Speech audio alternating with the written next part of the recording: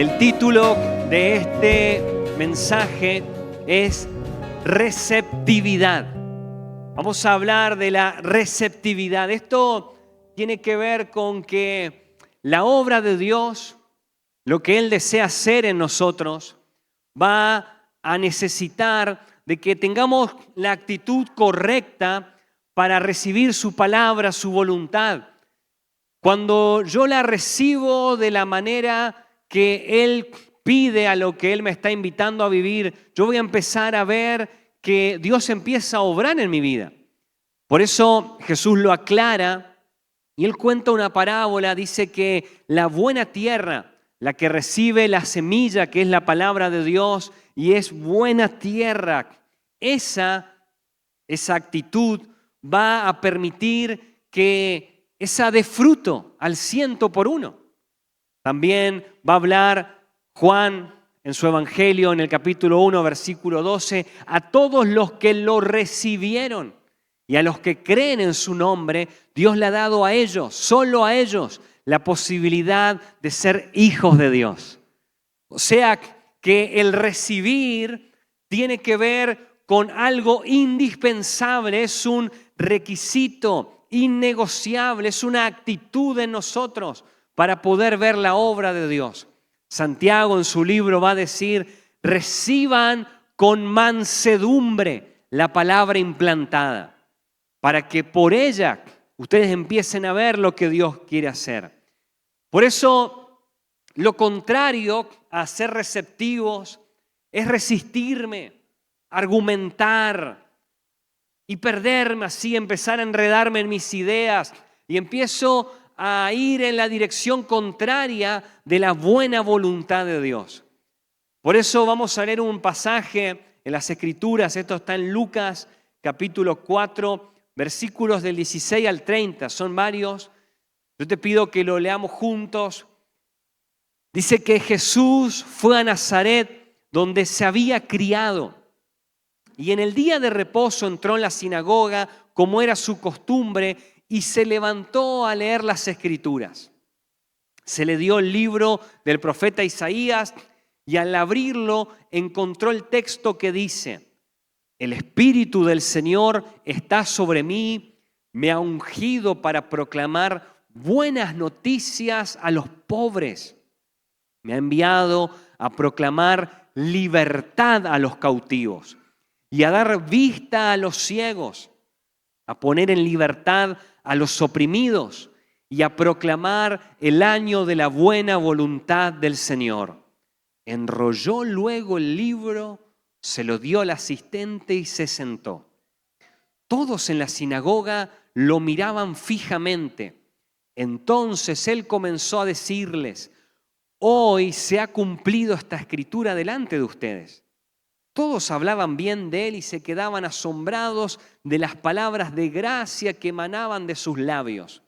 Y se preguntaban: ¿acaso no es este el hijo de José?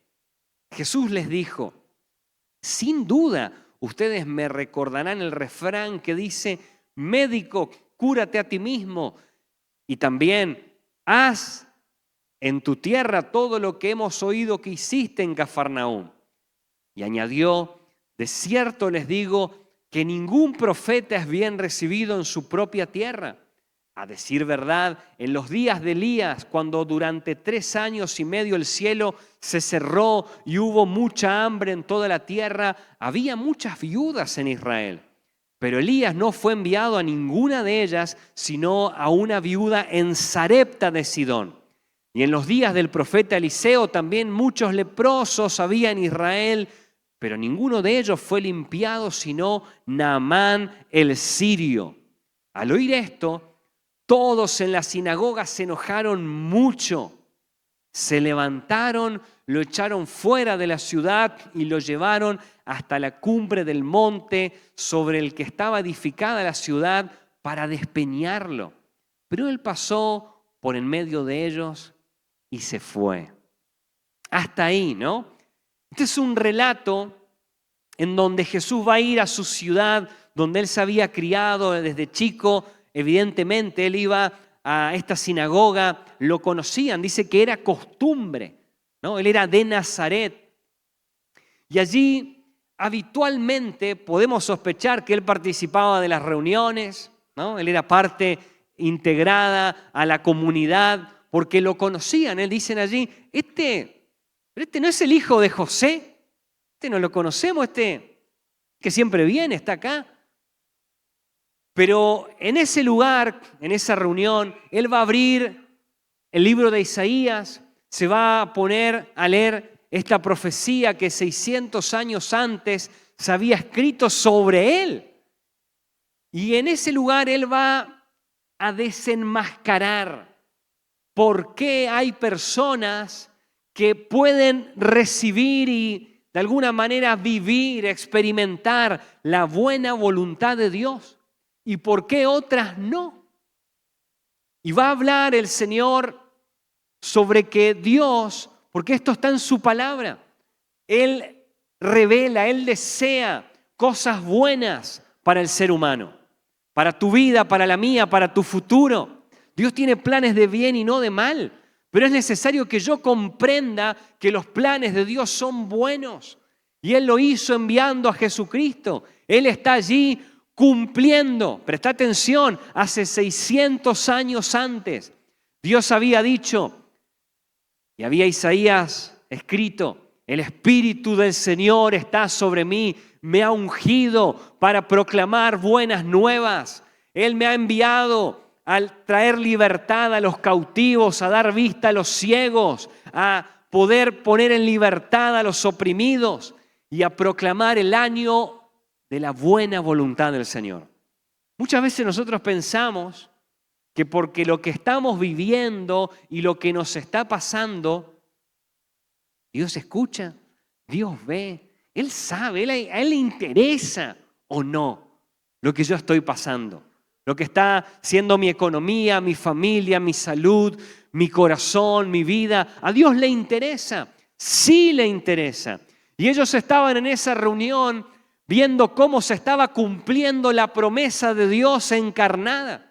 El plan de Dios se cumplió todo al enviar a Jesucristo. Y hoy, para cualquier situación que estemos atravesando, nosotros tenemos que pararnos en la convicción de que su palabra dice que Él tiene buen deseo, buen futuro, hay esperanza para mi vida, para lo que viene. A veces estamos mirando ahí lo que tenemos, lo que sentimos, lo que nos dijeron, lo que nos pasa, y pensando que Dios no tiene nada. Pero la Biblia está diciendo que hay un plan bueno para nosotros. Yo me imaginaría en una reunión como esas, está Jesús leyendo y les está diciendo, mirá la locura esta, ¿no? Él les dice, hoy se está cumpliendo esta palabra. ¿Qué sospechás que pudiera pasar? ¿Qué harías vos en esa reunión? ¿Cómo te pondrías si está Jesús encarnado diciendo, acá está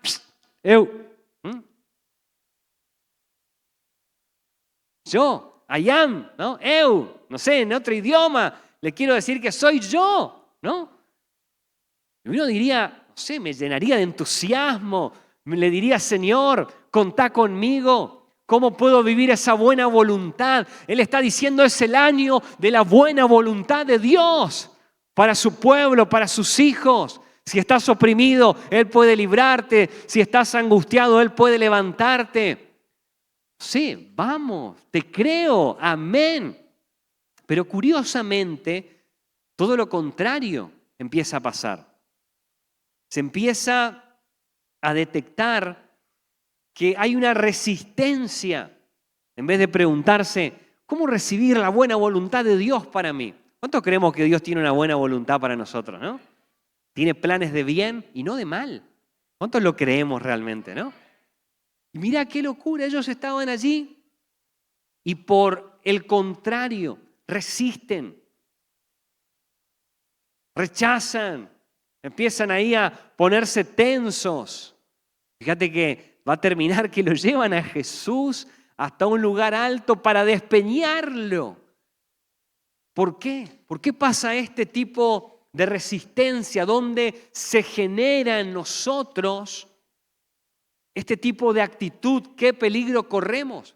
Porque la costumbre de lo habitual, me hace perder de vista lo que Dios quiere y puede hacer. Estas personas conocían que Jesús venía siempre. No sé, él era alguien que ya me imagino desde chiquito lo conocemos. Él viene acá a la sinagoga, se preguntan, ¿es el hijo de José? Pero no es este.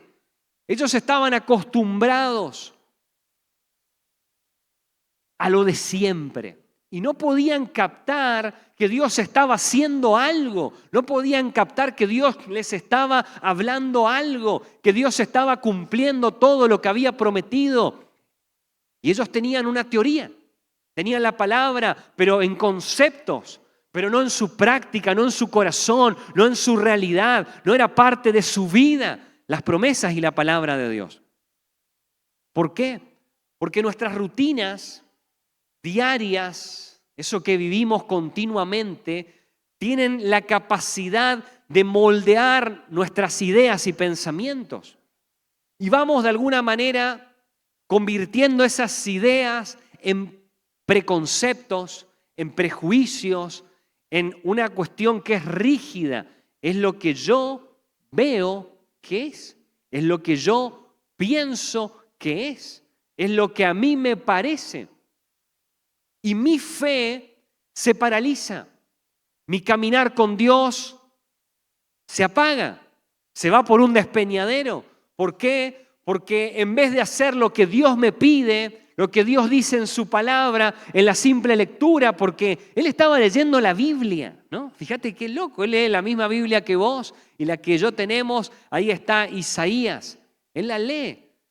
Pero unos resisten y otro la encarna, porque de alguna manera, en vez de hacer lo que allí dice y lo que pide, creerlo, practicarlo, ellos estaban enredados en opinar lo que Dios tendría que hacer, lo que Dios debería hacer, cómo Dios debería actuar en esta situación. Y se quedan en una actitud resistente. Ahora, mirando nuestras vidas, también corremos riesgo en este asunto, porque nos podemos empezar a preguntar, ¿puede Dios transformar mi vida? Si yo me conozco, yo conozco mis debilidades, yo conozco lo que no me sale, yo me conozco. ¿Cuántos se conocen? ¿No? Es decir, yo sé lo que hice el verano pasado, ¿no? Yo me conozco bien, ¿no? ¿Para qué me traen si yo me conozco, ¿no? Pero yo tengo que aprender a mirar la palabra no desde mi preconcepto, sino desde lo que Dios dice que puede hacer. Ahora, me puedo preguntar, ¿puede Dios sanarme si quien ora por mí es el hijo de José? No es un evangelista famoso, no está acá Reinhard Bunke. ¿Puede Dios sanarme? ¿Puede Dios hablarme a través de una persona común, corriente, que yo la veo, la conozco, ¿no? Si miro mi condición económica, ¿puedo pensar que en algún momento voy a progresar, que Dios me va a sustentar, que Dios va a estar conmigo, que Él me va a acompañar? No sé, conoces tu familia y la palabra de Dios dice que Él quiere hacer algo en tu corazón y en tu casa. Y vos conocés a los que viven en tu casa, ¿no? Y decía, amén, ¿no? Amén, ¿no? Un amén así tipo, por lástima, ¿no?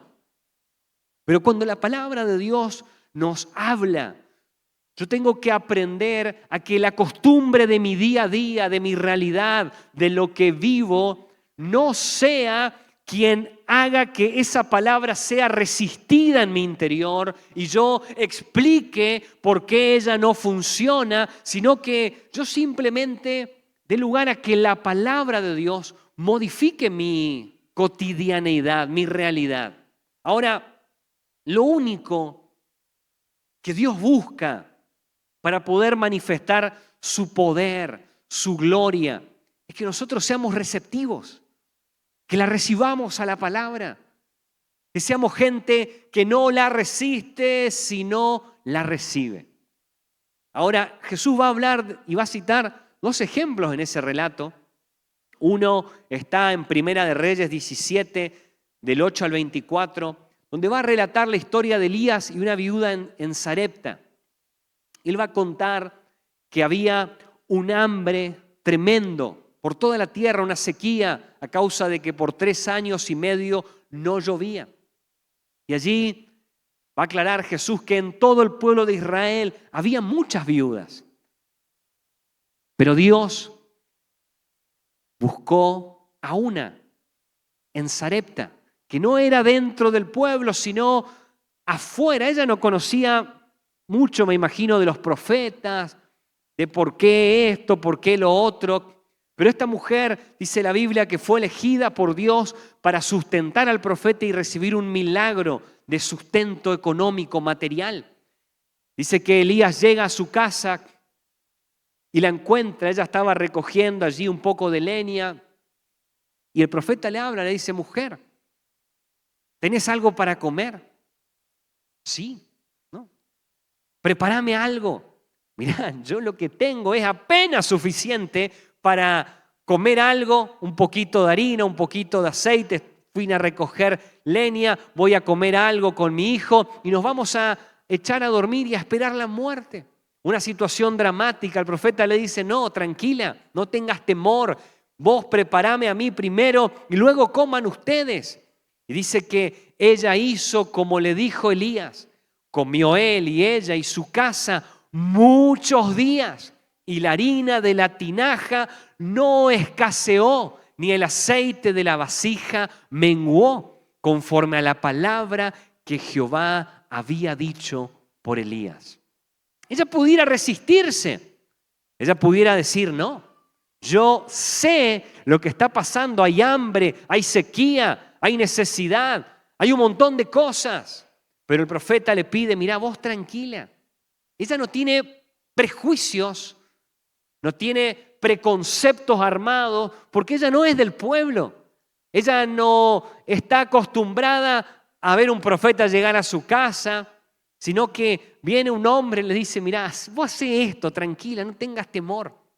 Y ella lo hace, obedece, le prepara primero al profeta, luego come ella y dice que por todo el tiempo que duró la sequía, la vasija no escaseó de aceite, ni le faltó harina, porque creyó, lo recibió, fue parte de un milagro. Yo te pregunto, ¿vos creés que Dios puede sustentar tu vida, tu economía, tu hogar, tu futuro, tus proyectos? ¿Cuántos lo creemos realmente? Y Él dice allí que es nuestro proveedor, ¿lo creemos?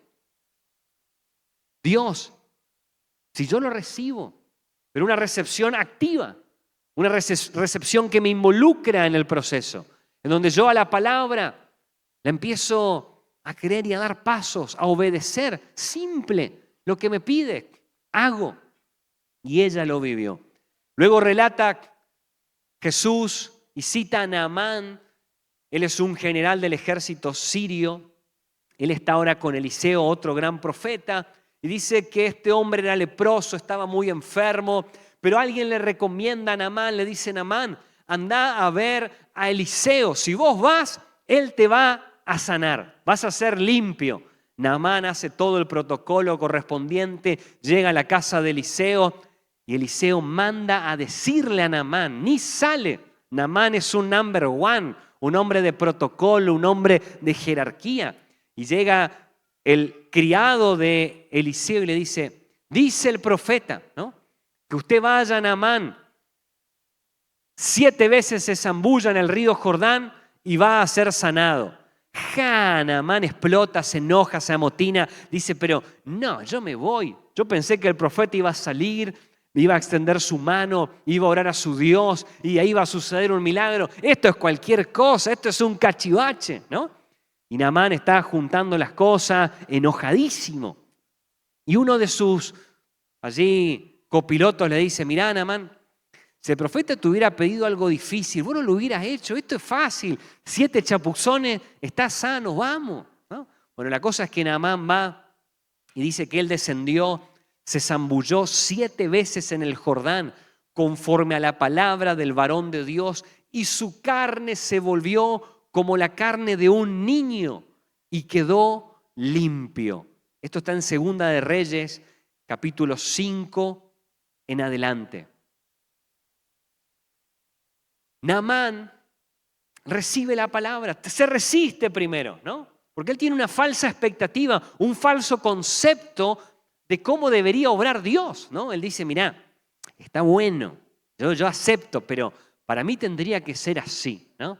No va a ser así, Naamán. Vos andás al río y te zambullís. ¿No? Y él le dice, pero yo conozco ríos en mi nación más limpios, hermosos, que este río de ustedes acá, los israelitas, pero allí lo manda el Señor. Y él hace caso, a pesar de su resistencia, a pesar de sus preconceptos, lo convencen. Y no es al primero, no es al segundo chapuzón, no es al cuarto, al quinto, al sexto, fue al séptimo. Fue cuando él hizo todo lo que Dios le pidió que había que hacer. Allí recibe el milagro. Allí dice que su carne quedó limpia como la de un bebé, de un niño. Limpita, así, suavecita. Muchas veces nosotros frente a la palabra, lo que Dios nos dice, somos confrontados, chocados. Dios nos dice, créeme, dale, da un paso.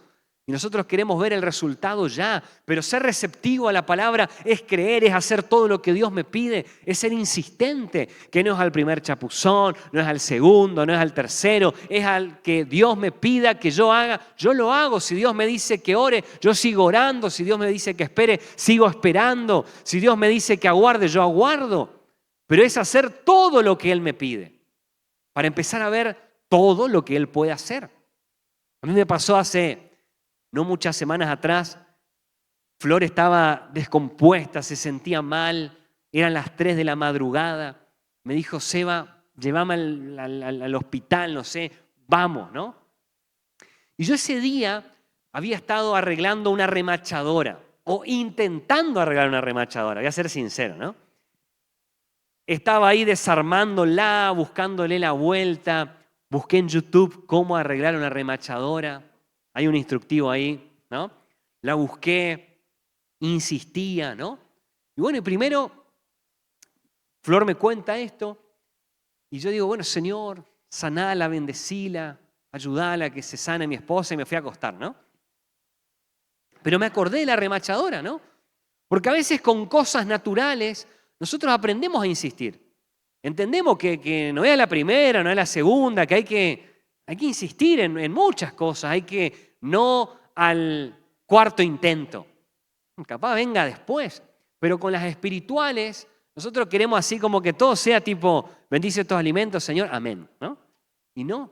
Y yo me acordé, el Señor me trajo a memoria la remachadora, ¿no? Y me fui al lado de ella, ella estaba mal, en serio, porque salir a esa hora ya era inaguantable la cosa. Entonces yo me arrodillé al lado de ella y empecé a orar tranquilo, ¿no? Señor, por este tema yo te pido, y un rato, y una y otra vez, se durmió. Flor, ¿no? Al otro día me dijo, mira, me levanté bien, estoy tranquila, estoy 10 puntos, ¿no? ¿A qué voy? Simplemente lo que Dios dice que Él puede hacer, yo tengo que aprender a recibirlo, a insistir, a pelearla, a creerle, a buscarle la vuelta. Señor, ¿cómo lo vas a hacer? A veces a la cuarta metida al agua ya, no, esto no es para mí, Dios no va a hacer nada conmigo, no, yo no sirvo para... Y ya nos enredamos en nuestros preconceptos y juicios. Pero Jesús está citando, Él está hablando. Él les dice, miren, esto está en la palabra, yo soy la palabra. ¿Y saben qué? Los que recibieron milagros siempre fueron aquellos que fueron receptivos, que hicieron caso a lo que Dios le pidió. Esta viuda en Sarepta, este general sirio, lo recibieron, no estuvieron argumentando, buscándole la vuelta. De última la lucharon, pero al agua, pato, y ahí estaba Naamán ahora. Pipí cucú, limpito. Un milagro lo había recibido. Pero ¿qué quiero cerrar animándote a que nosotros captemos que lo divino, lo sobrenatural, se va a manifestar en lo ordinario? Y no hablo de lo vulgar cuando hablo de ordinario, sino Dios se revela y manifiesta en lo común, en lo frecuente, en lo que de alguna manera es la costumbre de lo que siempre hacemos. Ellos siempre iban a la sinagoga, siempre estaban en ese culto. Para ellos era un culto más, una reunión más. Pero Dios, en eso que era una costumbre, se está revelando, se está dando a conocer. Y cuando yo me acostumbro a pensar en mis propios prejuicios, yo evito que Dios se manifieste. Pero cuando simplemente le empiezo a dar lugar, ¿cómo le doy lugar? Cree lo que la Biblia dice. Anhelá que las promesas de Dios se cumplan en tu vida. Ten expectativa. Hacé lo que Dios te pide. Él te dice zambullite, zambullite. Él te pide que des, da. Él te pide que le creas, créele. Él te pide que sigas orando, seguí orando. Que la sigas peleando, seguí peleando. Que te levantes, levántate. Que no temas. ¿Qué tenés que hacer? No temas. Le dice, no temas. Esta mujer estaba angustiada, ella pensaba que era el final. Dios le dice, mira, no temas a través de Elías, no tengas temor. Y bueno, no voy a tener temor entonces. Yo quiero simplemente que oremos en esta noche y vamos a tomar tiempo para salir de toda idea de un cristianismo natural, de un cristianismo terrenal, en donde yo le digo a Dios lo que Él tiene que hacer, en donde vivo a mi manera el camino con el Señor. Yo quiero que le creamos. Vamos a hacer algo. Ponete de pie conmigo. Imaginemos que estamos en esa sinagoga. Ahí llegó Jesús. Y es un culto más. Una reunión más. Y yo voy a leer lo que dijo el profeta. Y yo simplemente te animo a que vos lo creas. Para tu vida, para tu futuro, para tu realidad, para lo que estás viviendo. Si estás enfermo con un problema de salud, si has recibido un diagnóstico malo, si en tu hogar las cosas no están bien, si en tu corazón las cosas no están bien. Jesús se levantó en esa reunión y dijo, el Espíritu del Señor está sobre mí. Me ha ungido para proclamar buenas noticias a los pobres. Me ha enviado a proclamar libertad a los cautivos, a dar vista a los ciegos, a poner en libertad a los oprimidos y a proclamar el año de la buena voluntad del Señor. ¿Crees que hay buena voluntad de Dios para tu vida? ¿Crees que hay buena voluntad de Dios para todo lo que estés atravesando, viviendo? Yo quiero invitarte a que cierres tus ojos conmigo y vamos a orar a Dios. Vamos a pedirle, Señor, yo lo quiero, yo lo creo. Yo renuncio a toda idea de resistirme, de argumentar. Yo quiero tener una fe receptiva, una fe simple, práctica. Padre, te rogamos en esta noche